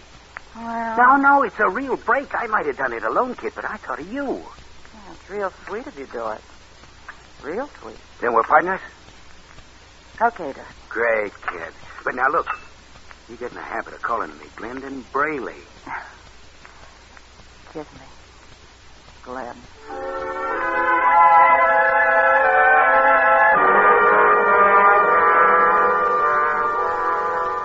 didn't take me long to cover the 100 miles to Santa Barbara. The reunion with Aunt Delia was quite touching. I sat on a low stool right by her wheelchair, drinking tea that her housekeeper, Mrs. Parker, kept pouring. And we talked over old times. Oh, Glennie, it's so good to have you home again. Glennie. Nobody but you ever called me that. The kids always call me... Yes, I've got to have someone I can depend on at all times. Well, I haven't liked to say anything. After all, she's been with you for so long, but, well, the poor old soul needs a rest. It's going to be difficult to tell her. Well, now, I'll attend to that, Auntie. And I'll see about getting another housekeeper, an intelligent, capable, younger woman.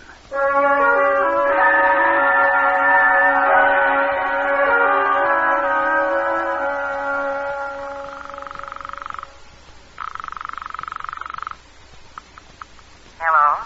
Rena, this is me. Huh? You know, Mr. Braley. Oh, yes. How are you? Grace, now listen, kid. I'm calling from Santa Barbara. Yes? Get up here right away. Check in at the San Martin Hotel as Rena Derwin. Right. And wait there till I call you. We're in, baby, but good.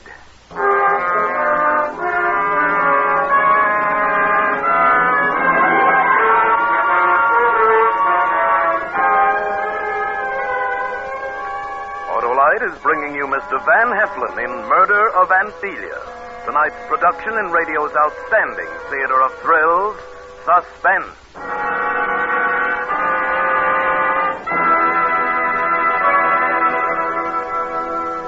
Oh, Mr. Wilcox, Hap asked me to return this book to you. Your life story, he said. Oh, you mean Wilcox of Wide Gap? That's a great yarn. You'd like to hear one of the more electrifying episodes? Oh, sure. All right, listen. There it stood, a huge green monster. I'd been trailing it for weeks. Taking a Wide Gap Autolite resistor spark plug from my pocket, I sprang forward. Yeah, go ahead. Look, I cried out, you obstinate, obdurate Otto, it's time you switch to these Autolite resistor spark plugs. You'll idle smoother, run better on leaner gas mixtures, save gas. Another thing, your narrow gap spark plugs have been messing up television reception around town. But with Wide Gap Autolite resistor spark plugs, you'll reduce to an acceptable level spark plug interference with radio and television. And what's more, Autolite resistor spark plugs with that exclusive built-in 10,000 ohm Autolite resistor give you 200% longer electrode life. So get Wide Gap Autolite resistor spark plugs. Get them right now. Remember, you're always right with Autolite. And now, Autolite brings back to our Hollywood soundstage our star, Van Heflin, in Murder of Aunt Delia, a tale well calculated to keep you in suspense.